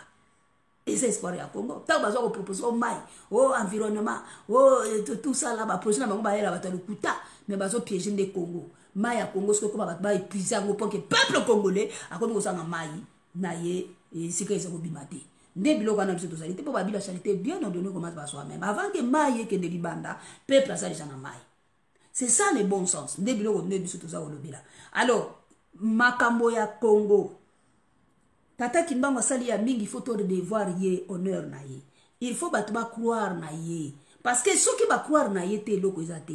Ya ye ko bele la bino te bo kontina likolo. A ye ko restaurer moto moindo. Il a mis l'accent sur l'homme noir. Peu importe n'importe quel président qui sera à la tête du Congo. Pour na Tata Kimbangu azomona moto moindo. Aboinde mondele ce que le bien fana na kicha bokonzo. Ana po aloba ete je recommence la colonisation. Tout noir qui se mettra là-bas, Mokongo, Moluba, Mouswahili, Mungala, peu importe de sa tribu, pourvu kaza moto moindo afandi wana. Alors moto moindo ngo pesi ko faut zwape mayele te parce que tango yo zali wana.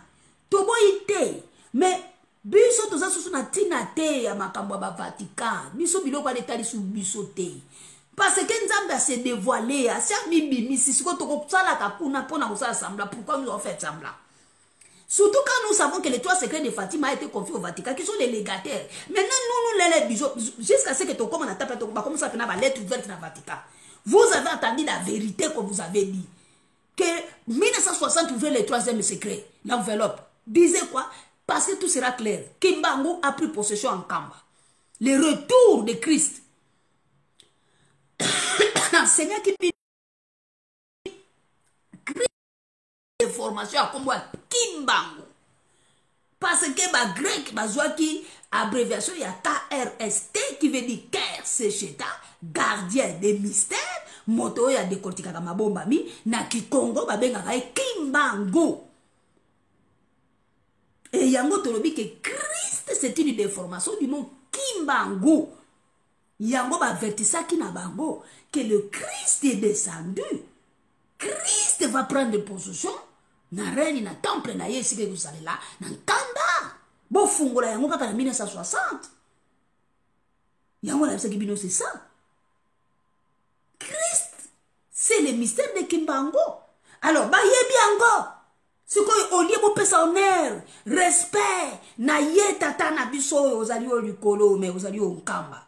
Bino bobani na d'abord na Vatican. Pona nini manque ya respect ndengwana. Siko soki mutu moko azoko lobate. E kotika la kaka ndengwana batu wana bakoseka biso na ba chambre na bango. Bakotala batu akamba boy batali papa kyanga babi. Bayambie na bureau. Comme un individu. Yango ngana sepela ki bongote na lebite. Il fallait ba conseiller akape papa na biso yazali ko kamba sika wa boye. Na kombo ya Félix Tshilombo Tshisekedi. Je n'ai pas de problème contre lui. J'ai des problèmes seulement contre ce que nous attendons de lui de faire. S'il ne fait pas, nous critiquons. Alors, maintenant, nous disons que, monsieur le président, le mieux était à vous de faire. C'était d'abord de penser à faire le tour au Kamba. Et quand vous allez faire le tour au Kamba, par respect d'abord à mémoire de Kimbangu. Tata Kimbangu a salabi le nouveau terre. Yosa n'a problème na Tata Kimbangu terre. Mais c'est lui. N'a pas dit que ça moto moindo. Tango yo lelo komi babengi yo mokonzi. Mais mokonzi yo lelo bakobengi la yo président de la République. Et c'est dû justement dans l'œuvre salvatrice de Tata Kimbangu.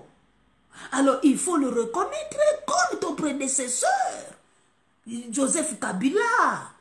Alors nous sommes de la génération de Kimpavinta, nous sommes la génération de Simon Kimbangu, nous sommes de la génération de Lumumba et de Laurent Désiré Kabila. Donc, ce que vos prédécesseurs ont fait, vous devez le faire. Batu baza ko conseiller mabe, bazali ko lakisaye que non boudé, o te buena boy. Ngana yoki ba eko wa. Déjà moi expliquer na ça la source d'information nandai. Même entretien kaka na papa ki angani wana kaka muke kaka bazalaki na ngo batu baza agité kaka président Félix, recevez encore un ministre, il est là, il vous attend. Président Félix, nous avons encore l'autre, il est là. Balobi parle. Bon, bandeko. Donc, vous savez vous-même que l'information sous toi, que c'est pendant l'accepter, n'habite wana c'est que balis ko ba distraire yé moko Félix am. Va distraire yé. Donc, pona nini makambo amoy. Bon, ngana ngai eza opinion nanga. Alors, tata moko abenga kinga lobi na ngabi mama, bon, on a une question. Ce qui, par exemple, yo zaki na kamba, par exemple, ça parmi ba conseiller tata kiangani. Ce que tata kiangani na biki aso kokende na Kishasa, yo ce conseil ni no kopesa na ye. Ngai na yanola ki eboy. Les gens doivent comprendre chaque mot na ngai na makambiso bakambiso lo ba. Na lobby, cela dépend de la façon dont l'on considère tata kiangani. Ça c'est entier comme moi. Cela dépend de la façon dont. Parce qu'il y a des gens qui voient tata kiangani comme le petit-fils de Tata Simbangu, hein, le petit-fils dont son père c'est Dialoumana Kiangani, voilà. Et puis il est le chef spirituel de l'église Kimbangiste dont le collège décide. Vous voyez, cela dépend de la façon dont les gens considèrent.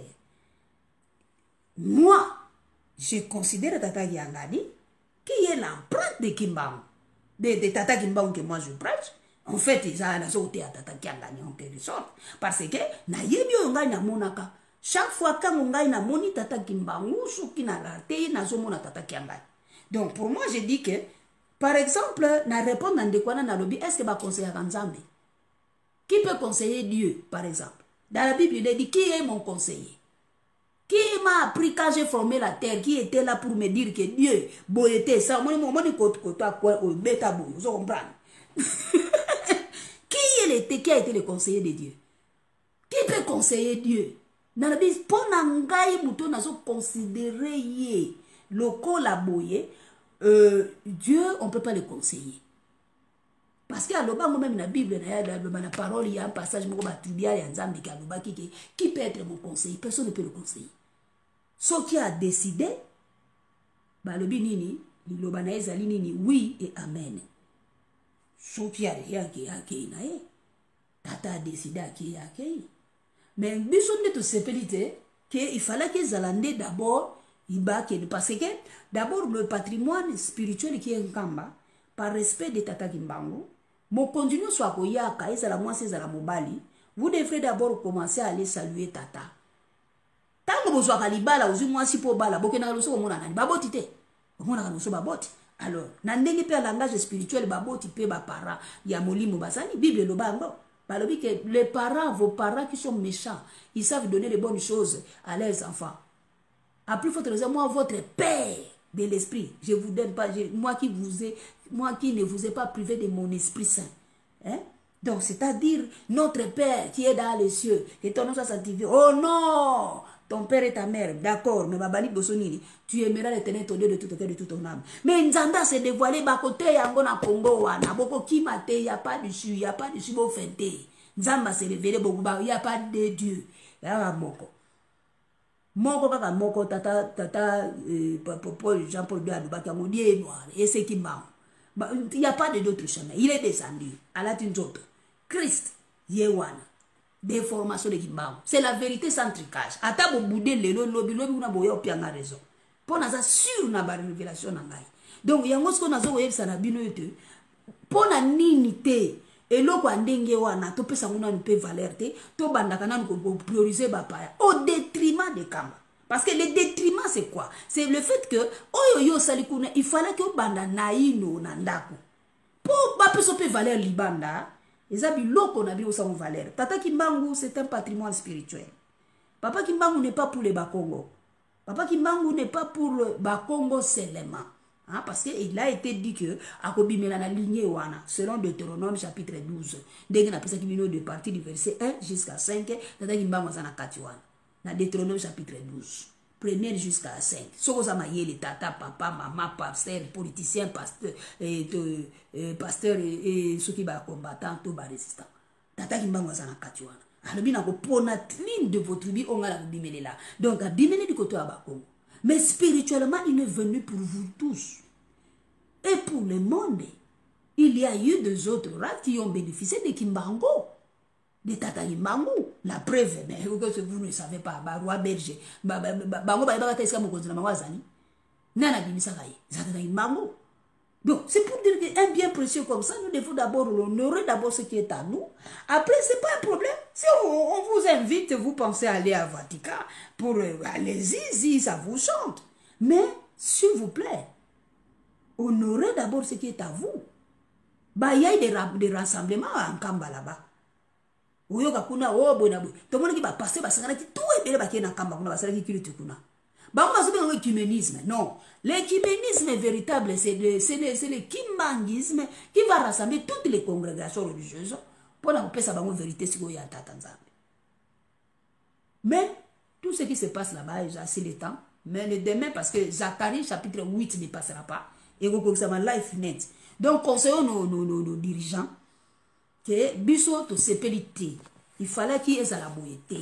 Moi, na yambaka papa te. Moi, na akina doso ne papa. Na simanango. Papa nde ye moko na plaisir na yebi moi na zaïgo le gana yo talabino.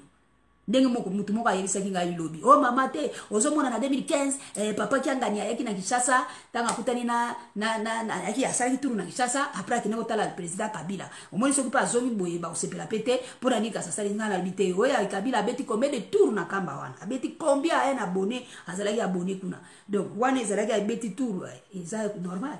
Mais nous sommes pas contents de cette c'est ce que l'actuel président actuel du Congo, M. Félix Tshilombo, vous avez des mauvais conseillers qui ne vous disent pas de vérité, qui s'imposent. C'est-à-dire, Talasgo et Outindena Daniel Safou a déclaré que ceux qui vont reconnaître Kambate, les Ampamba, les Alibandate, Tala Daniel Safou Tangalobi, Balobi, Basalis Touke, Bamonapé, Tatakiangal. Mais na bureau, c'est pas sérieux. Moi, je ne peux pas recevoir mon papa au bureau. C'est comme si c'est moi qui irai là-bas. Et si lui-même, il est en train de passer d'accord. Mais alors, bande konanga, peuple congolais. Biso tozali ko sala lisumu moko eke soki tozali ko reconnaître valeur tata ngimbangu te na ba politicien na biso. Ba je bango baza ko sala wana. Ba bota bango na ba mama na bango. Ba mama na bango ba yebisaka bango te valeur ya nkamba. Voilà pourquoi ils sont des victimes. Mais maintenant, le temps qui est venu maintenant, le temps de vérité, l'éveil de conscience de tout le monde africain doit se réveiller pour retrouver ce qu'il était avant, moyennant la foi en Tata Ngimbangu, le respect de Nkamba, la considération de Nkamba et de ses chefs spirituels. Parce que les chefs spirituels en Nkamba, il y a une dimension Vatican. Les chefs spirituels en Nkamba, bazali batute oyo bozo ko bango lokola ba pasteur na bino na bate. Les chefs spirituels en Nkamba baza banzambe. Vous avez beaucoup cherché Jésus ici, Jésus est Dieu, Jésus est Dieu. C'était un individu. Oh, il y a ça qui n'est pas qui la vivre, il y a plus de l'eau, il y a manger un buveur. Mais le lobo, Jésus-Christ est Dieu, Jésus-Christ est Dieu, parce que vous aimez ce que vous ne voyez pas. Mais ce que vous voyez, vous n'aimez pas. Donc, il y a une opinion, je ne parle pas de la décision de papa qui a gagné non, parce qu'il sait ce qu'il fait. Moi, je parle de la façon dont Makambango et Kendele fallait zalander dans le contraire, que yéda me mama tambe na ye, on fout à Makuna. Parce que le patrimoine qui est là-bas est aussi pour son bien, si réellement il est aussi motomoindo. Mais pour que Baza Oye Bisayete, Bazo Koswa Bango Lokola, bon, c'est une religion, hein, au nom de la liberté des cultes. Mais en fait que ça la désordre. Mais dans le monde de demain, il y aura une seule religion. C'est ça ce qui a été déjà voulu dès l'indépendance. Une seule religion. Mais pour arriver à ce stade-là, il faut qu'on vous dise des vérités. Nzambe na yo akitia fani na nkamba sikoyo bazo teyoni. Nzambe na yo babeta ki yango na 3 secrets de Fatima. Babeti yango troisième secret, yango wana nzo tatata Kimbangu ko fana kuna ni Christ. Une déformation du mot Kimbangu, c'est ça la vérité. Nous sommes tenus obligés de vous dire cette vérité. Ata pasteur, oza pasteur te ya dimanche l'église, oza la bandimi ba fandi. Boza ko pesa bango le kuta. Vérité zalia. Sosola Kimbangu, respecter Kimbangu, respecter Kamba, on vivre longtemps. Moi na oya to saka baboti ya vivre longtemps.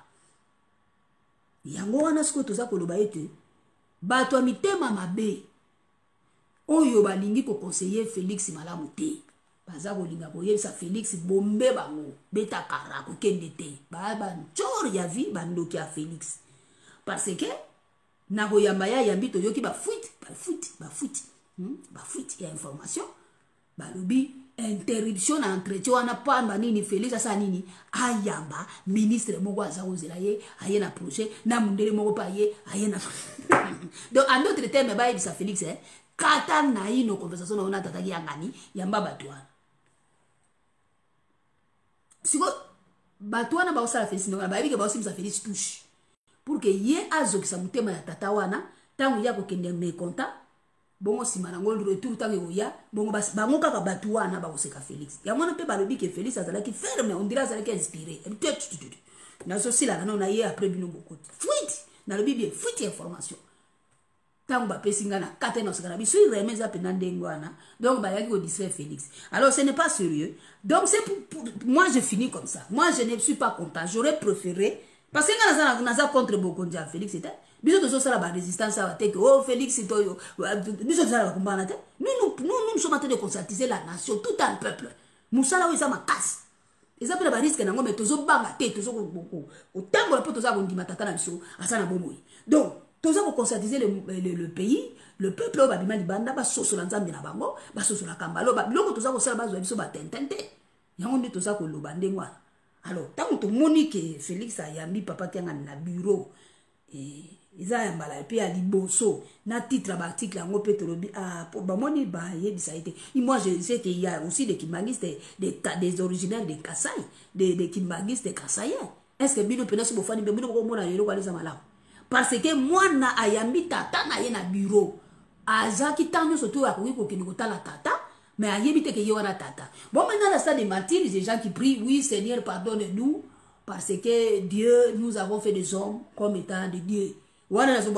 C'est pourquoi, pour dire que, ce qui a mis Yébaki Mouto, Yambaki, parfois, ça peut paraître l'individu était reçu par le président de la République.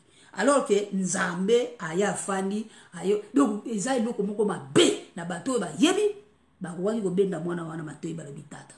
Au moins, il faut corriger d'une façon ou d'une autre parce que bah au ça. Les andengwana.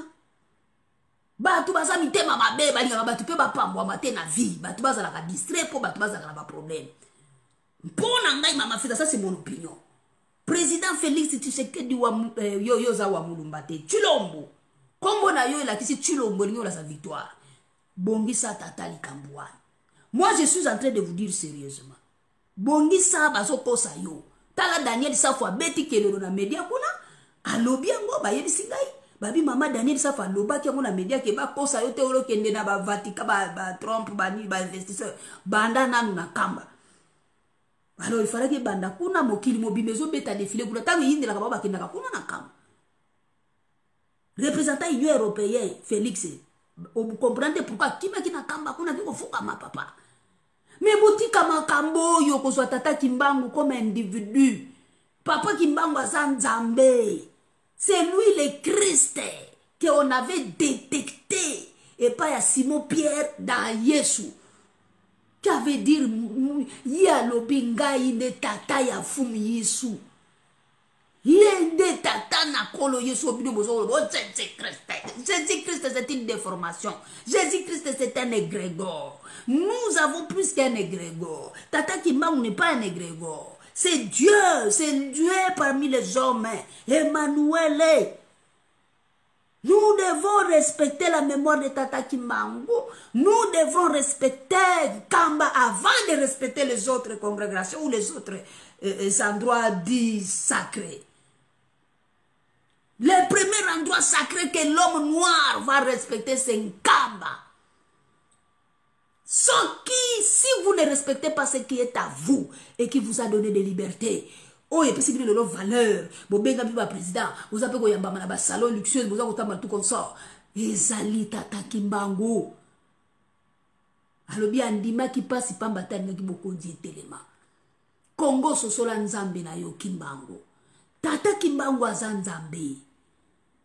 Oh, il y a un prophète, et ça, juge de Rossi, vous avez mis ça comme prophète. C'est très limité. Mais le cola, baïba kanza mette na muto ayebiso meza par révélation. Biso ba oyo toujours révélation à Tata Kimbangu. Tozo oyebisa bino Azanzambe. Trois secrets de Fatima, le troisième secret c'était son corps quittant Lubumbashi à Matadimayo jusqu'à là-bas. C'était les signes qu'on avait montré dans le troisième secret de Fatima. Que pour vous montrer qu'il va prendre possession, ouvrez le troisième secret en 1960. Et c'est en 1960 que le Congo a accédé à son indépendance. C'est en 1960 que le corps de Tata Kimbangu d'abord était sorti là-bas pour aller prendre possession en Kamba. C'est en 1960 que Tata Kimbangu a pris possession à Kamba. Donc, une des choses, des personnes branchées pour les informations du monde entier savent l'importance de Kamba. Que quand ça va barder chez eux dans leur nation, Kaka Congo, ayebi nzambe na ete. Banyama nyonso di monde entier bayebi bakolo na bango. Kaka moto moindo, ayebi nzambe na ete. Aso kotanga Jésus Christ. Il y a des gens qui m'écrivent là-bas dans ma compte YouTube. Aye atien na magistrat kasi ko comme magistrat ningo la sa ko na raison. Or que asa ko la un proteste ndo agangira ngai. Ce qui veut dire que Jésus Christ d'abord l'homme noir n'a jamais fait des enquêtes. Il y a des gens qui ont investigué autour de Jésus-Christ. Comment se fait-il qu'on a parvenu à Jésus-Christ? Des formations de mots. Jésus, Zéus, Dieu de la guerre. Voilà pourquoi lui, quand vous l'invoquez, il vient pour vous nous anéantir toute l'Afrique. Jésus, c'est le nom de Jésus. Parce que ceux qui disent qu'ils font Yissou, mais Yissou ne peut pas être Jésus. Comment peut-on changer le nom de quelqu'un? C'est quand même un manque de respect. Il y a identité à Moutou. Moi, je m'appelle Yissou, vous me parlez Jésus, c'est quoi ça? Et surtout quand nous savons que dans notre alphabet, il n'y avait pas la lettre J. Alors, donc comme on attend quand même, il y a l'ère du verso, l'ère de la vérité, l'ère où donc tout ce qui a été menté comme la lumière, les gens vont comprendre. On va nous chanter, nous casser les oreilles à cause de ce nom de Jésus-Christ, le sauveur du monde. Il était mort pour nous, pour nos péchés. Moi, j'étais mort. J'ai frôlé la mort. J'ai vu ce qui se passe quand on meurt. Tu vas me prêcher Jésus-Christ. Namona qui est? Oh, namoni kimba. Namoni Jésus est pas loin. Bato bakufa mutu bazoko yesa bino ke kuna soko oza juste okeli kosamba okomona nde kimbangu. C'est de kimbangu, quand tu le vois après ta mort, c'est que tu as vu ton sauveur. En dehors de lui, c'est tu as vu la perdition. Ok, pas mutu ali baby, le fils de la perdition. Donc, c'est pour vous dire la vérité. Donc, c'était mon opinion à moi dans ce pays-là qui était. Na lobi batu ba concernant ba na mte fala ki nde ya ke na liboso na simalango soki papa kanga na kobeta ni tout na kin et ce qui osala ya yamba ebo ça devient maintenant la suite. Mais on a écrit pour la première fois, le premier contact, les chefs spirituels de Kamba étaient reçus par les chefs de l'État dans son bureau. Donc on a dit oui, l'individu et les chefs de l'État se sont rencontrés, d'accord. Mais connaissant la valeur de ces personnages, des gens qui ont puisé des choses auprès de cet homme sacré, c'était important pour le Congo. Parce que, bon, non, c'est la continuité. Et la continuité est dans Tata Kiangani. Bon, les gens sont en train de blasphémer. Oh, papa Félix Moulaï Boye, Tata Kiangani, voilà des blasphèmes. Voilà des blasphèmes. Bon, ce qu'il y a ça, il y a que jouer rôle à David pour accueillir sa Goliath. Parce que Tata qui a réalisé des promesses. Il y a un peu pour nous rappeler l'histoire d'habiter à Zalama taille normale. Mais na kati na ye bonzambe za molai ko le kati molai tinati. Bande ko boke ba ko blasphémer. Nzamba la taki nzoto po muta sala blasphème. Ba to ba kanza di blasphème ko sala invisible. Nzamba ko mona na tête ba ko finga ite. Blasphème ezali ta nzamba la ti nzoto. Alors makamuya ko sala ka. E ko pesa mina batu na jugement. Mona Jean-Baptiste à la Taranaya Changarabila Mate Balobi a mangé un buveur et puis à Diakate car Moussala Kakanindo il a un démon. Bon, Bafinga qui est poigné. Pourquoi Batreta qui est qu'il a un démon? Batali aspect naïf physique. Babi a Changarabila Mate toi na ba mode mikolo ba fait tati ba ni tout consort. Yeka la Taranaya maman to comprendre gueté. Mais maloba zo binisa. Ils ont coupé sa momo.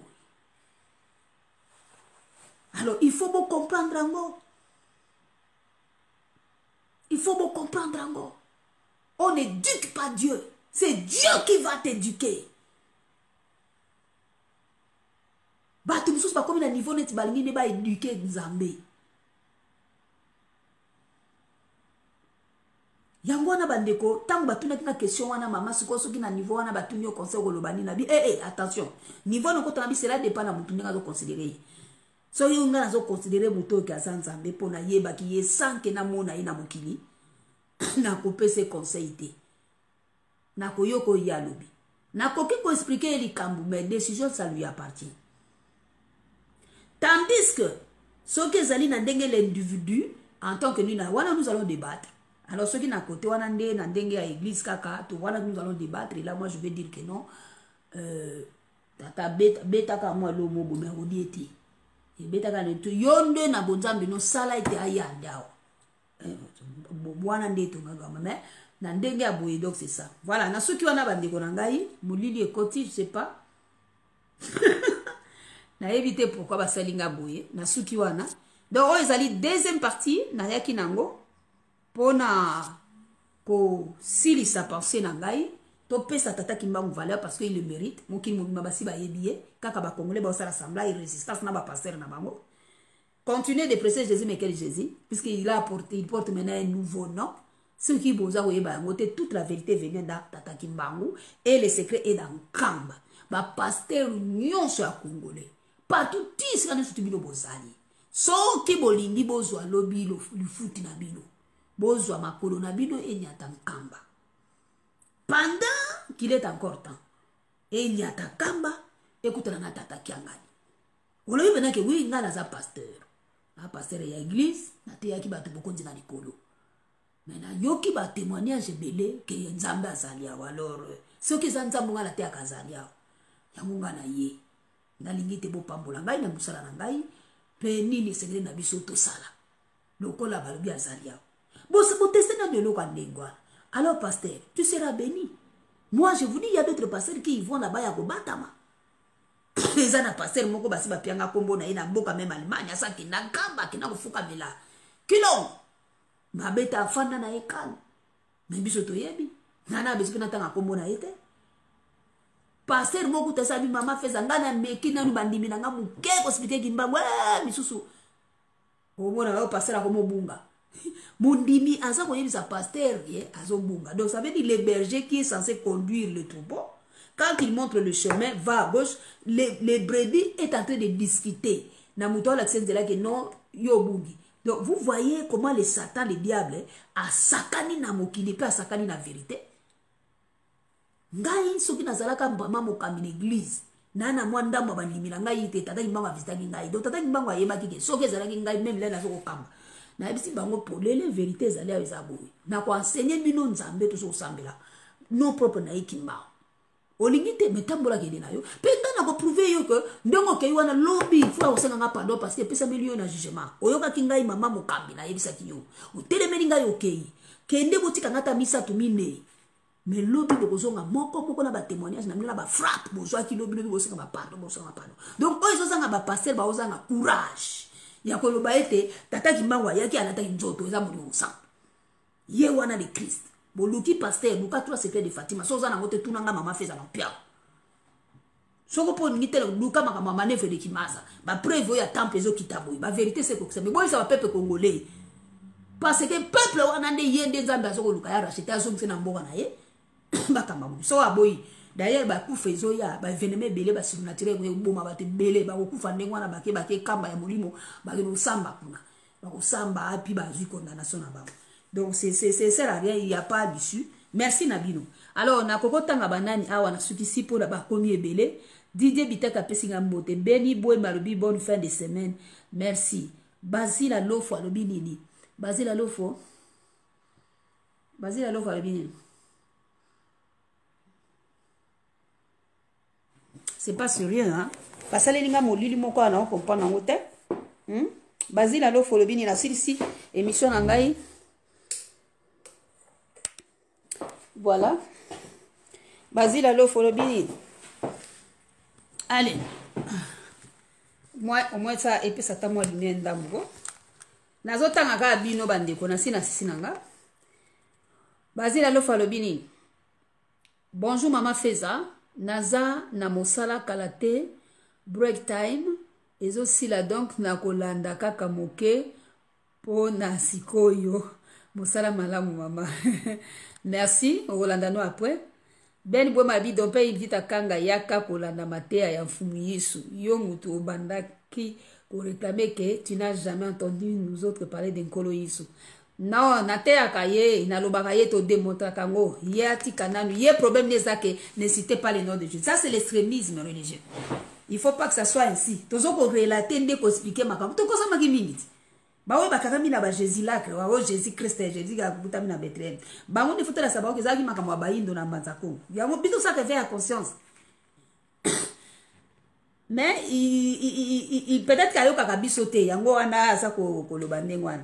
Eloba maka kuna balobaka metango bazoloba Jésus Christ yango balobi ya kaka yango to kama bobu to continue ka kolela kaka ti kamba kotika biso na komba Jésus wana yango loko bango balobaka ti mais lelo soki Jésus yango asa na kombo mususu il faut valoriser les nouveaux noms mais soki kombo ane batiaki ezaki po symbole po mokimo mizoko lukaye alotanga kokota kuna akutani na ba papa kisolokele papa dialunga na kianga Nikolo Yesu tata diangenda kuntima et quand même tous les trinités là il fallait nakata tata limbango kianga ndompe evita kanga bon voilà ben albi matondo mbuta ndenge oye mais awa alobi nini alobi awa nazali koyoka makambo ya ba Zacharie. Oui, il faut que Zacharie dompe parce que Zacharie va changer Zacharie. Chaque combo ezali na définition nango qui veut dire l'Éternel se souvient. Vous comprenez dompe. Yo gogo lianga même 2 heures 3 heures dita po yo linga débat ngana na yeli débatté. Ngana pesa no opinion nga pour ngana sécurité, il fallait qu'il va conseiller les années le contraire mais le ko sala mi boto ça suni le va étirer il faut le boire mais seulement il faut que pèse sa valeur na bato ndengwana pour na mwana oyo atosa ndeli kamutozolo ba yango wana. C'est qui opinion na pesa ki lobi. Donc pas vite à kanga laisse-moi te dire ba kombo ba changer yango mais biso to ko décortiquer yango. Zacharie veut dire l'Éternel c'est souvent. Donc mindele batie kombo à Zacharie mais le contenu du message ezala ki prophète moko. Kombo na ye ezana kati ya définition na ye. Ba longoli yango batie prophétie makambo eko ya après. Yo kaka dompe oyo.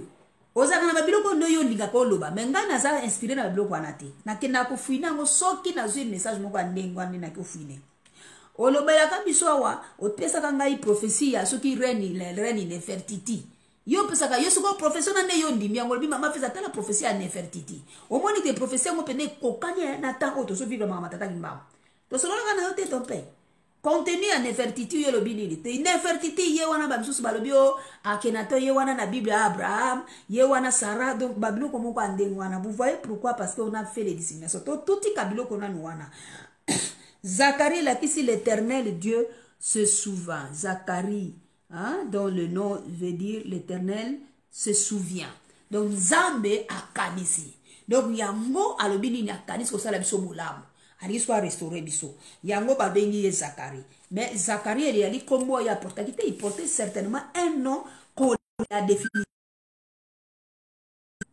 donc la solution ana il y a quelqu'un qui m'a appelé je ne sais même pas pourquoi a bengi ngai na continuer yoka makambo ya ba plan ya Nzambe ya Bible ya ba Romain bango nde yisu na olanda dompe ite bandeko bolanda dompe ite bolanda mama feza la grâce divine bososola c'est bien appelle kataki bon nazali na musala ok que ma première guerre mondiale est bandie en 1914 mais Fatima ezali na 1917 mais nazali ko comprendre lisusu te dompe première bandit en 1914 oui parce que papa qui soloke la botama qui en 1914 yango ba kitaki déjà qui soloke veut dire c'est lui qui est dévoilé yango yazwaki yango ye mutaki ko inaugurer première guerre mondiale alors en 1917 zala ki ndeko informé que to kiti tozali déjà wana pona 1917 ne papa dialunga na kiangani kolo yisu ye wana réincarnation ya kolo yesu ezali dialunga na kiangani donc ya botamaki na 1916 yango na 1917 balobi to kiti déjà donc batata kimbangu nani tata kisolokele tata dialunga na kiangani et puis na 2018 papa diange na kuntima qui veut dire ya kisiko na koto appelle ba guerre ba nusa nete sila mwa muke hein mais ba pesa ki troisième secret balobi ba funa na 1960 tout est archivé dans les documents officiels de bomba. Ceux qui ont ça, recherche, on a été paniqué pour essayer de nous embrouiller dans 1914, 1917, je ne comprends pas. Et ça, bongo. Ça, la recherche, mon frère. Merci. Alors, mais deuxième guerre mondiale, ils allaient qui contre l'URSS, mais contre l'Allemagne de Hitler. Ah, papa. Allemagne de Hitler, kasiwana, papa. Et bon, c'est quoi, bazala qui na confrontation na na. Na ma campé à l'URSS, te. Allemagne kabona qui na l'Allemagne de l'Est. Est qui na ngona contre à l'URSS. Ah, papa. Tout ça, n'a pas d'archives. Et ça coûte parfois par Internet l'explication de la deuxième guerre mondiale, les débuts, les raisons et tout ça là, lié aussi à l'URSS, par exemple, Kati Gorbatchev. Ma papa, bon, nous nous embrouillons. C'est un problème, les amis. Nous avons un exemple à Biloko, avertissant qui battu. Pour na ko yeba importance ya biloko wana. Yo zo yela nga débat ya makambo. Ah, don't pay. Yo, so ko ke na maboli mo na ndenge moko histoire ozwa bisote. Yo kene no na ndenge no abokoko wana ndenge lobaka. So ko la na pe abokoko solo yo. Olinga ko bala mosa mutu mundu pe. Wa ko bala baba nani obala wana te. Po ani bino pe bozala ndenge wana. So botosa bokoko botosa nyoso. Botosa nyoso. Parce que nyoso zo boya kaka ozo boya mais yo moko zali wana oza ko comprendre ba biloko wana. Na osala ka osalela ka ngote. Pourquoi on s'est embrouillé là? Tout sur les raisons de la première et deuxième guerre mondiale. Et ça, c'est pas ça le débat. Ça va bouffer le temps. Les gens sont fatigués. Bah, au fond, on a été balandagangai. Donc, on a pu si raison, on a pu enseigner, expliquer Babylon comment il est belé pour battre balamuka. Ingeta. Ma baby c'est l'ingani, le moi, l'article live, à l'imbalamoko, image zongi claire. Donc, c'est un démon pour intimider. Life nanga nazo sala mitema mabe bandoki na suki wana ben olobi nini susu awa nazomona ceux qui disent que nos cris de cœur sont aînés doivent savoir qu'il n'est point la question ce qui ndengeni ko reconnaître kamba to sa kamba ko obéir oyo bon mutu nyonso tuka ate ko reconnaître tata ki monzo se pas obligé de reconnaître la foi et sa révélation c'est pas donné à tout le monde mais n'attente aux la restauration. Ils ont ça mais la biso to expliquer babiloko wana pour mutuyo surtout à sosola yango ngai ezaka question à considération c'est qu'on a toujours considéré pas ya bapaya nous devons aussi le considérer nous devons aussi le considérer surtout premièrement pour nabiso baindo hein c'est ça ce que je peux dire. OK, merci. Alors namoni susu awa ma kotangeza mo ebele na suki wana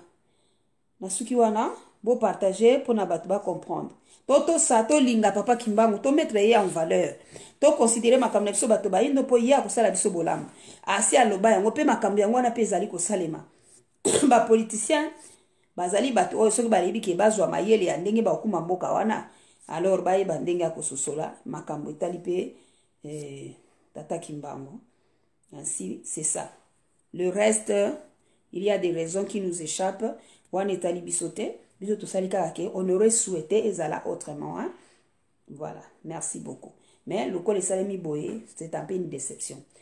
Donc prochainement, bato yo bakoya kasima, boye bako bogisape babilo kwandengwana. Mais to matato kita Congo ata boye na banzambe ya libanda. Secret Congo eza na spiritualité na ngoya libela. Eza kimbango. L'âme du Congo c'est tata kimbango. Soko ndimi yango te ba okosa. Donc vérité nde yango wana. Les pasteurs prêchent de bonnes vertus aux gens. Ba pasteur ba yeba utali sabatu. Makambo wana. Donc na suki wana na loba sumi te na lobi belé. Bonne soirée na bino musique ezala kite. Yangala la banzambe bakita. Oyo na lobi soki na beti akimba msuma baku bokolimbisa. Mais misusu pe soki asosoli Zambia pambola bino ingeta 3 fois.